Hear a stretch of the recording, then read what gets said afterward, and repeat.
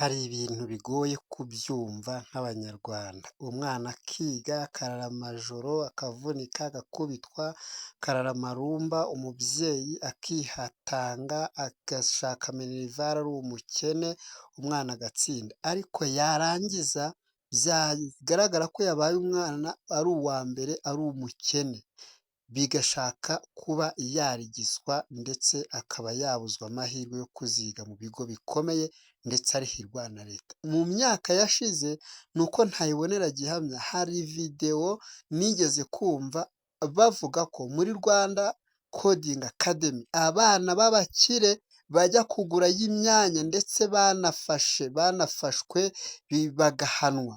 Iyo videwo ni uko ntayibonera gihamya, ni uko ntabwo nari nzi ko nzabona ikintu nk'iki, ariko iyo nza kuba nari mbyiteze uyu munsi mba mfite ikizibiti. Uyu mwana rero impamvu imwe mu zatumye adahabwa iriya seritifika ye nk'uko byari byarateguwe ndetse n'ibihembo bye, icya mbere yari umwana w'i Nyamasheke, yari umukene. Urebye uyu mugabo koko, uyu mubyeyi, uyu urabona ari umwana, reba n'uyu mubyeyi nawe, urabona uyu mubyeyi afite ubushobozi bwo kuba yakwakirwa hariya hantu mu bana b'abakire bavukiye i Kigali. Iyo bishoboka usibye ko iyi Imana yaguhambirije nta muntu n'umwe wakwimisha amahirwe, iyo Imana ivuze ngo urya nta muntu n'umwe wavuga ngo wirya, kuko nyine Imana iba yamaze kubyemeza, Imana iba yavivuye, nicyo cyarokoye uyu mwana gusa. Naho umurebye igihagararo wasanga uyu mwana koko pe yari yaguzwe, yari yagiye. None se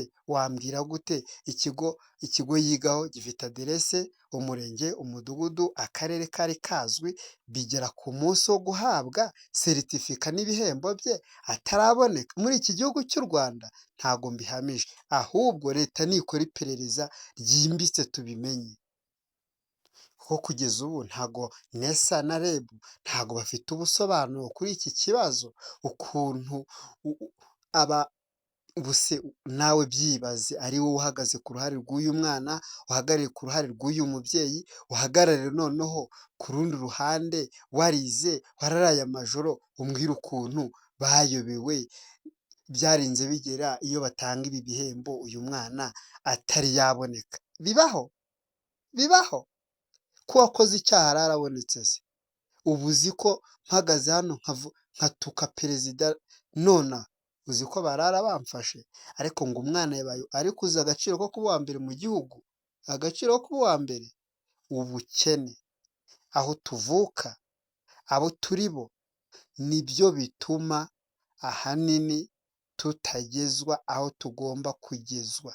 Kuba abantu baravukiye mu bakene, hari abantu b'abakire baba bahora banuganuga bavuga ati reka turebe ko twabona uwo ducishaho, bigatuma perezida wa repubulika intego ze zo kugeza mu banyarwanda iterambere ritabageraho uko bikwiriye, kubera ko hari ba rusahurira mu nduru. Icyakora amahirwe yabayeho ni uko uyu mwana yaje kuboneka ndetse agashyikirizwa n'ibihembo bye. Aho REB na NESA ako baragakemuye, ariko banyujijwe mu ijisho. Urebye ibibazo biri hano kuri social media, ukareba abanyamakuru bakomeye n'aboroheje ibibazo bari kwibaza, byose nta na kimwe ubona ko gifitiwe igisubizo. Kandi niba koko mu bizamini bya leta abana baragiye bakopezwa bakagurishwa, ibizamini bikagurishwa, ibigo by'amashuri bikabigurisha, bikanafatwa bikajya mu itangazamakuru, ntago kugura umwanya w'umukene ugiye kwiga mu kigo gikomeye nka Coding Academy uri umwana wo mu cyaro iyo hirya, umva ndakurahiye ntago babura kukugura. Hano hanze hari abantu bafite inote papa, ahubwo Imana yo ikubaye hafi ntawariganya umugisha wawe. Ndishimye cyane kuba nanjye narabashije kugira amanota meza nkaba narabaye uwa mbere ku rwego rw'igihugu. Ndumva nishimye cyane kandi byambaye na motivasiyo ko n'ibirenzeho nabikora, ku buryo nakomeza gukora cyane nkazagera no ku birenze ibi ngibi. Ikigo cya Rwanda Coding Academy nkaba mfite ingamba zo gukora cyane, nkakomeza gukurikiza inama z'abazaba bari kunyigisha, abayobozi n'abandi bazaba bandi hafi abavandimwe n'inshuti ntakomeza no gusenga cyane. twagize ibyishimo byinshi mu muryango kuko umwana yaduhejeje ishema akaba aje mu ba mbere ndetse ari uwa mbere mu w'igihugu. ni umwana wibwiriza ntabwo ahatirizwa ngo iga, arabyibwiriza. ntabwo ata igihe icyo ari cyo cyose afite umwanya aba ari mu ikaye ari mu gitabo, yagira n'ikimunanira akabaza ubishoboye. hano none ubwa mbere njye nageze nyuma rero rwose tugiye kugumya kumufasha uko dushoboye rwose mu byishimo birenze byoroshye kubiga.